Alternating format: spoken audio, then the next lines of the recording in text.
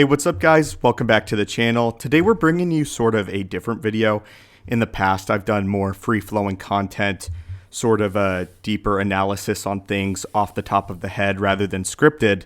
So the topic for today that I thought was really interesting and that I hear a lot of debate in the comments of a lot of the videos is the quality of Yoda as the Jedi Grandmaster.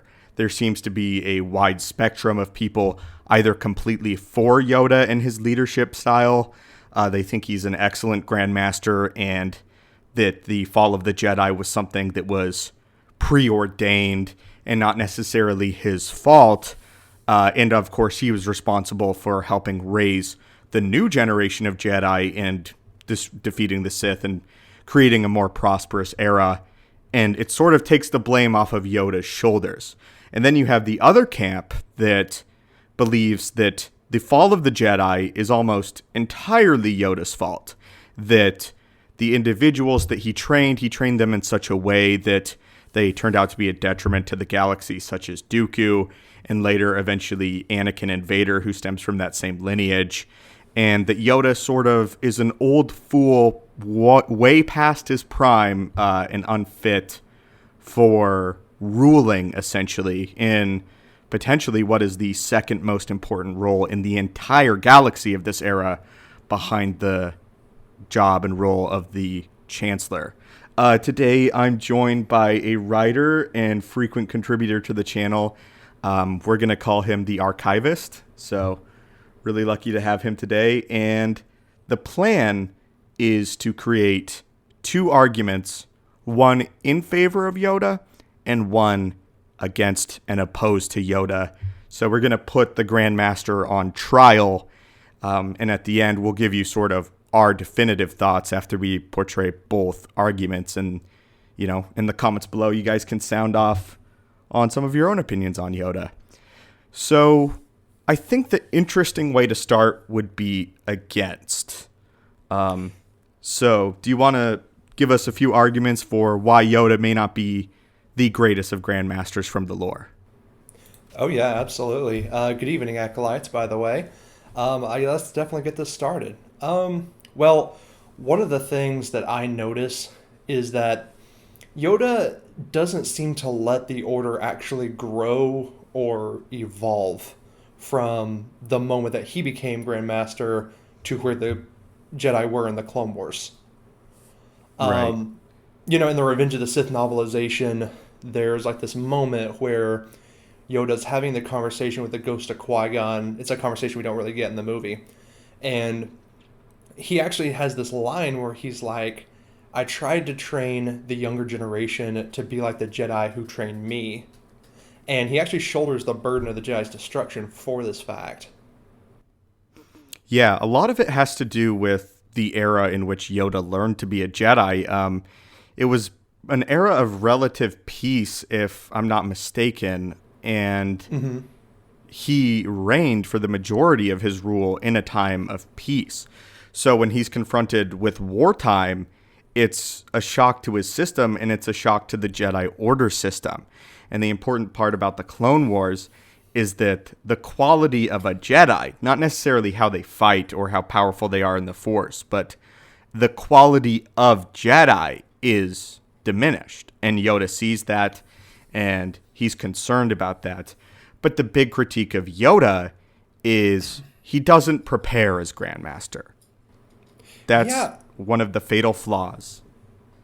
You know, and another one of his flaws, you know, when it comes to that, in times of peace and prosperity, the legend of the Jedi being these warriors that can protect the innocent is still something that's very prevalent in the public.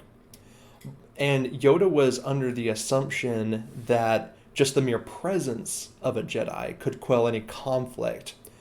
But, like, let's take, for instance, the Battle of Geonosis, right? This is one of, like, the most infamous defeats in Jedi history. I mean, even though they won that day, I mean, the amount of Jedi lives lost was insane. I mean, going in there with 202 Jedi and only leaving out with 23. That is And only two devastating. surviving Padawans. Yeah, exactly. And it's like, I don't remember where I heard it, but I heard it from somewhere where they were like, Yoda believed that just the mere presence of that many Jedi in one place would cause the Separatists and the Geonosians to surrender. But they Right. completely underestimated the resolve of Count Dooku in that moment. Yeah, I like to refer to that as the day the Jedi became mortal. And I Oh, look I at it like like that. their biggest defeat against an enemy, because at this point in time, their biggest enemies are essentially discontent between different planetary systems, the occasional dark Jedi, or Mm-hmm. pirates, smugglers, and the Hutts. They have not been Yeah. faced with a big, terrifying, organized military threat with leaders that they, by their own admission, cannot identify. It's set up for failure because they thought that they were infallible. Yoda thought that beyond just the weight and power of what a Jedi is, he banked the success of the Clone Wars on reputation. That's one thing that I would like to think that Yoda was trying to do. Like, if we were to switch over in Yoda's favor for a moment, I believe maybe something he might have been trying to do was to just go through the motions of fighting the war and hoping that they would at least be able to minimize destruction long enough for the Senate to reach an agreement with the Separatists, right? He's probably hoping for like a peace brokerage until they discover that a Sith Lord is behind all of it. That's really interesting. I haven't really thought of it like that because sometimes it can be difficult when we have the whole Yeah. story. Yeah. Yeah. We don't really think of, Yoda's intentions, but you're probably right. His intentions were probably to bide the time out with faith in democracy and the Senate, which segues magnificently into the next point, right? Yoda's false hope in the Senate and the Republic, which Oh is my gosh. probably Yes. probably his second greatest flaw behind not acknowledging the power of the Sith, but we'll touch on that in a sec. So, going to the Senate, like, what are some things that you see with how Yoda approaches the Republic and the Senate that turn problematic quickly? Well, I think the first thing that I notice is that, kind of on the subject of trying to wait the war out, Yoda has this, and I don't want to say naive because of how old he is, but I mean, once we lay it out, it is kind of naive. He believes that all the problems that's facing both the Senate, the Separatists, and the galaxy all stems from the dark side and the Sith. And he believes that just once they capture the Sith, once they do that one little thing, all these problems are just going to go away. And he Right. doesn't realize that the corruption, his sight's blinded, right? The corruption sinks deep in the Senate like venom. Mm-hmm. And Count Dooku even mentioned, he was like, he that whole quote he had about the Jedi Order's problem being Yoda, it was all about how Yoda had become blind and even complacent to the corruption that was in the Senate. Yeah, you really have to feel for Yoda at the end because Dooku and Palpatine, because he's the Grandmaster, they have a serious point to prove and bone to pick with Yoda.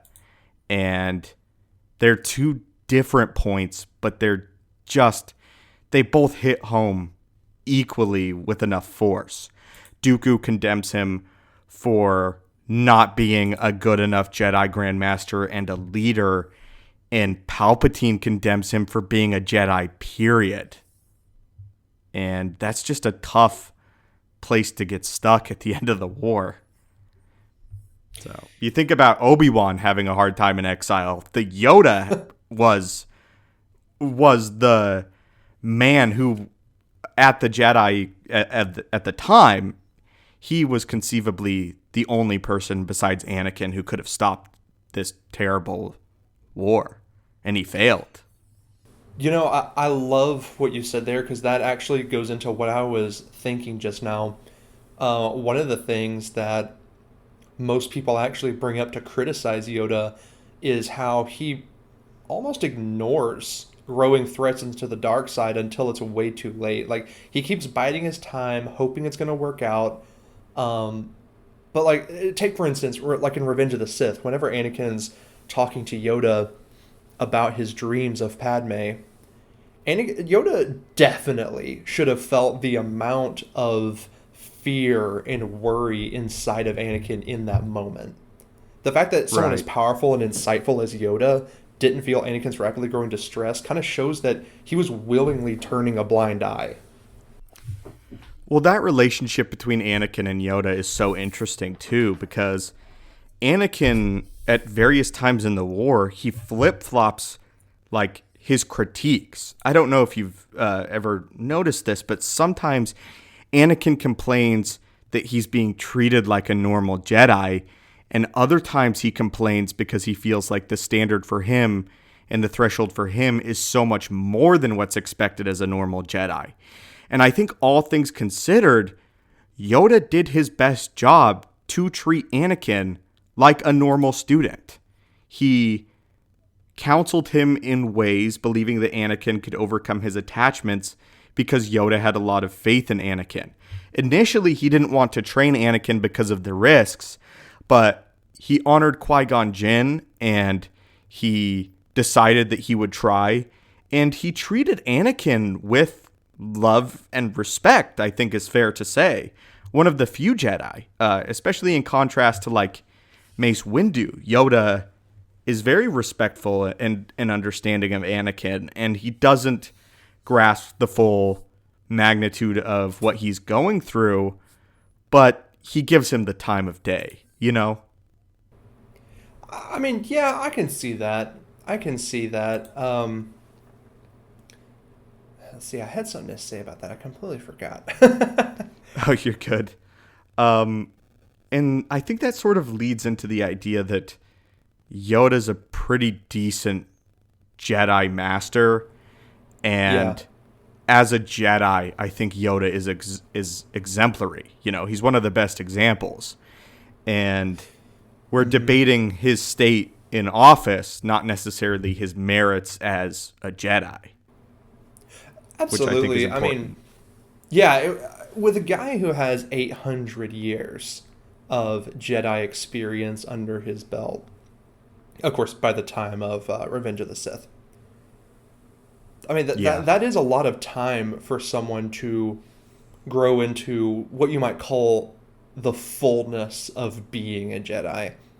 He has experienced this really long era that has sort of gone through all these fluctuations, but it remains sort of at a steady constant of peace. Kind of what we were talking about earlier with, a galactic war didn't really take place, but of course Yoda was there during some of the tumultuous High Republic situations that's currently being explored in canon. But Right. there definitely is no question that when it comes to knowledge of the Force, heck, skill with a lightsaber, and especially wisdom, to be sure, he is great in all those categories. But Hmm. I just think that he was Grandmaster for just way too long, and that kind of goes back to the fact He that probably doesn't. was. Yeah, yeah. It's like we get that he is like the oldest, wisest, probably most powerful, but do all those things really merit him remaining in the seat of Grandmaster for as long as he did? I guess with that, what I would bring up is who do you replace him with at that point in time? Because I just see disaster if you replace him with Windu. Windu You're will right. throw law aside to protect, the Jedi Council and the values of the Republic.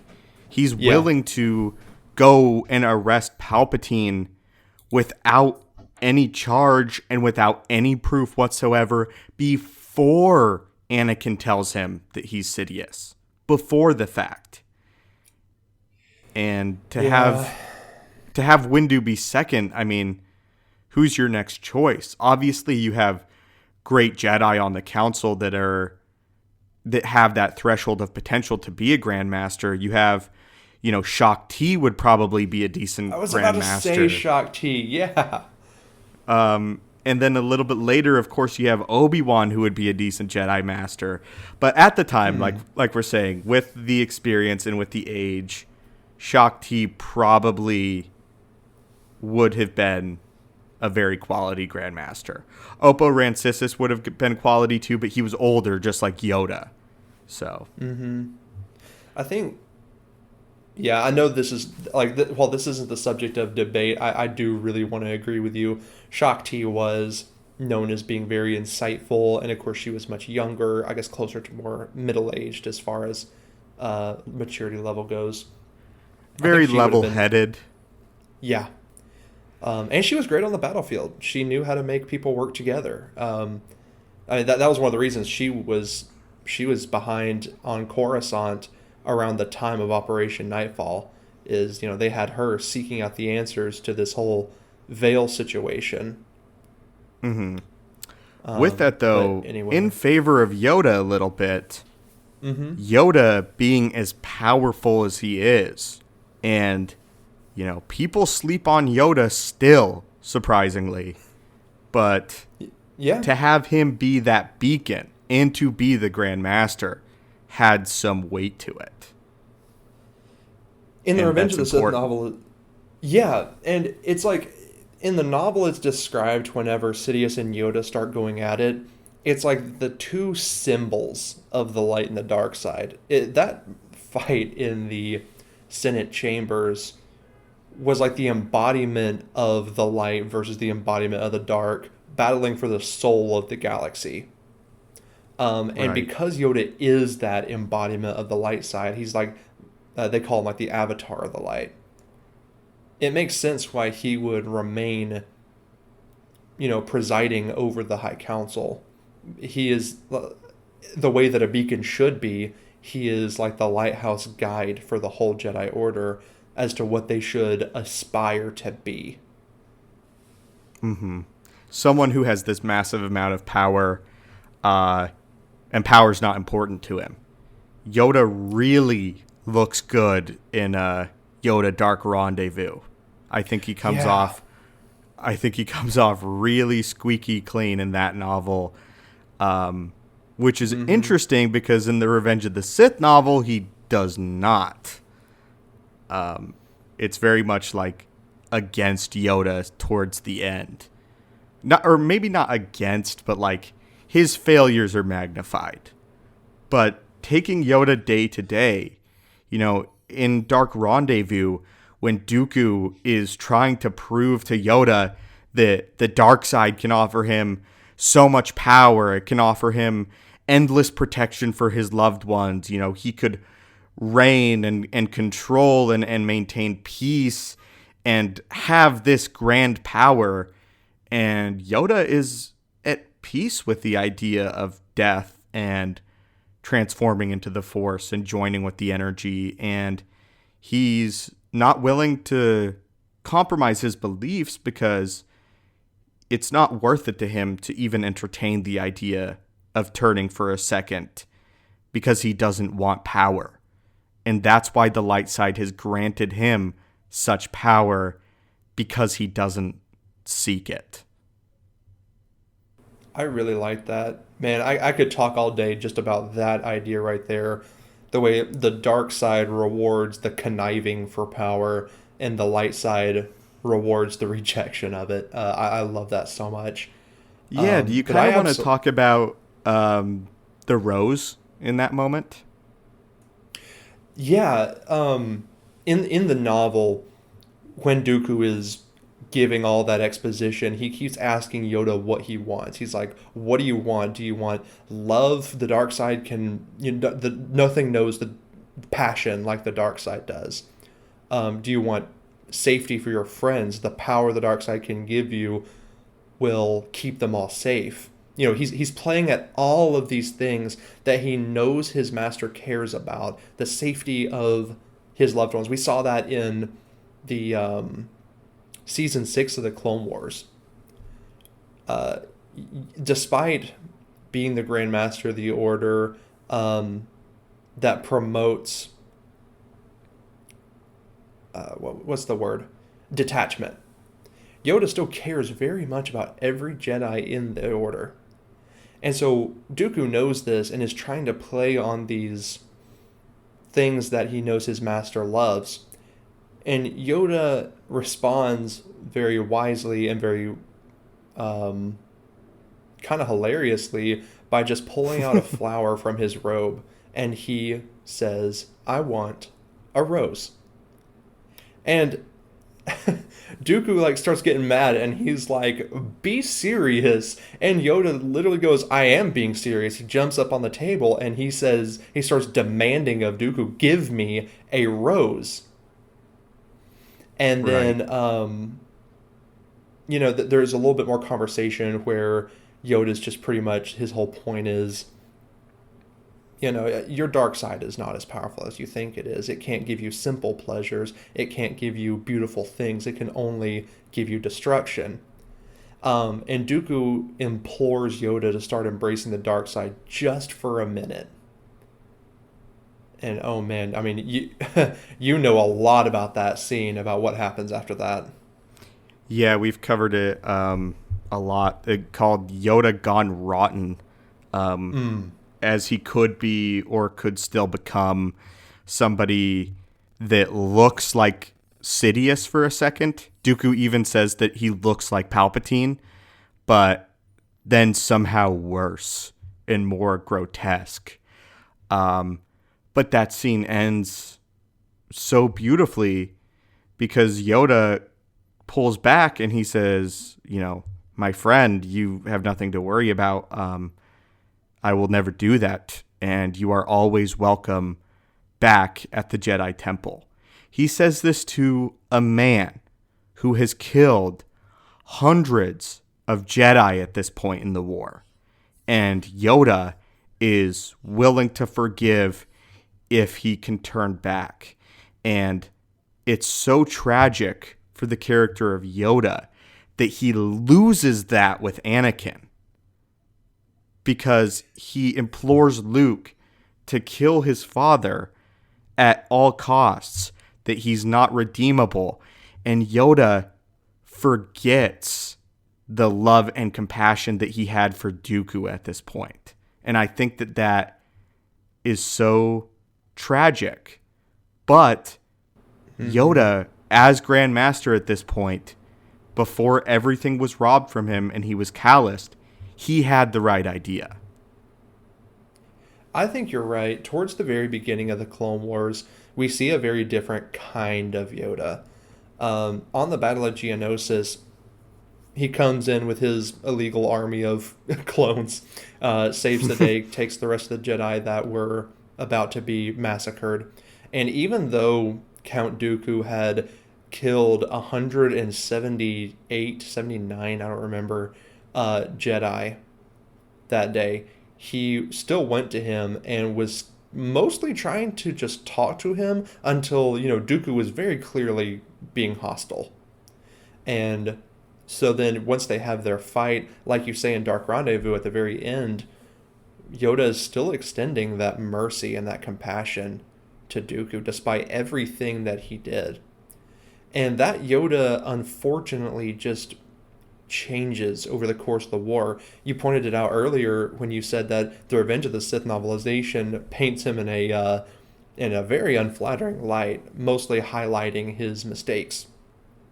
And those mistakes, I feel like if the galaxy were in a different state, if it wasn't Sidious pulling the strings and it was actually just the Separatists doing what they were doing at face value, Yoda's leadership and wisdom probably would have worked out way better.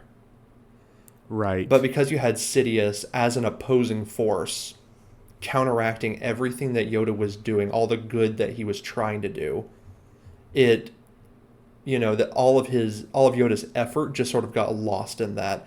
And Yoda, I want to say that Yoda was getting a bit desperate, and like you say, he ended up getting callous because of it towards the end. And I think another thing that we need to talk about is the defeat of the Jedi is not something that rests on Yoda's shoulders squarely. No. Palpatine would like to think that it does, and he talks to Yoda in the novel like it is. But there are generations of Grandmasters before Yoda who taught Yoda that the Sith were destroyed and that they would never return. And based on Yoda's experiences up until Maul and then up until Dooku, were that his masters and his teachers, the people that taught him to be Grandmaster, were right. And there were times of conflict there, but the Jedi Order still reigned, and Yoda could still put his faith in the Jedi Order and in the Republic, which again, putting his faith in the Republic was another one of his, pitfalls, but it comes from a place of light and good. Yoda was given a chessboard in which the enemy had placed landmines that they could explode whenever that they saw fit. It's an unwinnable game. I couldn't think of a better analogy. So it's unfortunate. And moving on, after the Empire rises, it is Yoda's lineage that redeems Vader, destroys Palpatine, has Grandmaster Luke Skywalker reconstitute the Jedi Order with the teachings of Yoda and what he learned from Yoda, who is Luke's master, who taught Luke. Vader taught Luke his own lessons by, he could be redeemed and that there's good in all. But I think a lot of the love and, more important, the foundation of what it meant to be a Jedi and a peacekeeper is instilled to Luke by Yoda and Obi-Wan. But the foundation is by Yoda. What it meant the day-to-day being a Jedi, that's Yoda. Yeah. You're making me want to say amen. Absolutely. I think the conclusion is that he was a good Grandmaster. It was just the era and the hand he was dealt that really emphasized his mistakes. And you're absolutely right. The game was rigged against him. And, anyone's going to look bad in an unwinnable situation. I just hate that after it all happened, Yoda had all this time to meditate on his mistakes, but he still continued to make them with Luke. That's the only thing that I just find pretty unfortunate, Yeah, for the first time in 900 years, Yoda lets fear get the better of him. Mm-hmm. You're absolutely right. I mean, at the very beginning when Luke shows up, he allows fear to prevent him from training him. And he was like making up excuses, saying, you're too old. And the ghost of Obi-Wan had to step in because Yoda and Obi-Wan had talked about this. At the beginning, Yoda even himself said, the Force will bring Luke and Leia to us when the time is right. Right. I think along with that, sort of an answer for being pro Yoda a little bit. Is once Luke, takes it seriously and says, I'm going to be a good Jedi and I'm going to learn. Yoda is scary, but he embraces him. And I think in a lot of the Legends comics and in the canon comics, that even after Luke refuses a direct command and counsel from Yoda and Luke goes to save his friends, Yoda still reaches out to him and still teaches him. He is committed to Luke still. He has faith in Luke, and as time goes on, these two people that start out in conflict and who start out not having a lot in common in Yoda and Luke, not only do they become an excellent master and apprentice relationship, but they become strong friends. They do. I mean, in the EU novels, anytime Luke ever references Yoda, like I was reading through the Thrawn series, right? And Hmm. anytime Luke ever mentions Yoda, it was always out of great respect and especially fondness too. It wasn't a begrudging respect like how Anakin might talk about Yoda. It Or was, Obi-Wan. yeah, I suppose in a way. But I would love to kind of talk about that a little bit. What you were saying earlier about how Yoda, even after the Empire took over, while he was still scared, he did take these measures to help out where he could. It's worth talking about in the Rebel series how well, while we aren't exactly sure what he did to the Temple of Lothal, he still clearly projected his presence in a way to help out people that weren't even Jedi, really, or that he might not have even considered to be proper Jedi. Right. He took opportunities to help those in need when the time arose. Yoda was Mm-hmm. still very much a Jedi. And, Yoda's criticized a lot for not taking part in the Galactic Civil War. But I think Mm. Yoda not taking part in the war is him realizing that he's no longer the man for the job, that his Jedi and how he was a Grandmaster is no longer the force in the galaxy that's going to stop this. That they need something new and they need someone new and they need Luke. And Yoda shows this profound humility by trusting Luke and by stepping down in a way and not getting involved and not changing things and forcing the rebellion to run as the Republic and as the Jedi did. And I think that that was really important too. Yoda learned. He learned from his mistake. You're right. Because here's the thing, Yoda was not afraid of the Empire. He was afraid of what might happen to Luke, sure, but he was not afraid of the Empire as the entity. If he wanted to, he most assuredly could have been on the command bridge of one of those Mon Calamari um, cruisers helping out the Right. rebellion. He could have been right there next to Mon Mothma on Yavin, but he knew his place. As you just said, I think that's one of the failures that he did learn from is his place in the galaxy. And now he's, the mentor, the teacher.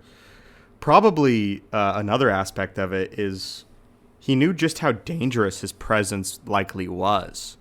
Because Yeah, I know that Sidious didn't really, famously, he didn't obsess over Yoda, yeah. like Vader obsessed over Obi-Wan. But, Mm-hmm. if Yoda appeared somewhere, Palpatine would have had an interest in it. And it would have been a big detriment to the rebellion because the big reason the rebellion beats Palpatine, I mean, even in the end, is because he underestimates them. And I do not think he would have underestimated them if Yoda were a part of it. You're exactly right. I was thinking that exact thing when you mentioned that. Because we know that while Palpatine didn't obsess over Yoda, from one time or another, he would reach out with the Force just to see if he could feel something out there. He knew Yoda was Right. alive, he just couldn't pinpoint where he was. Yeah, he Um, stalked his Instagram. yeah, and so the rebellion was mostly Vader's job. That was something that Palpatine had just hoped that his apprentice would take care of and just kind of wipe it off. They're just a small insurrection, nothing more than a bug on the windshield of the great empire.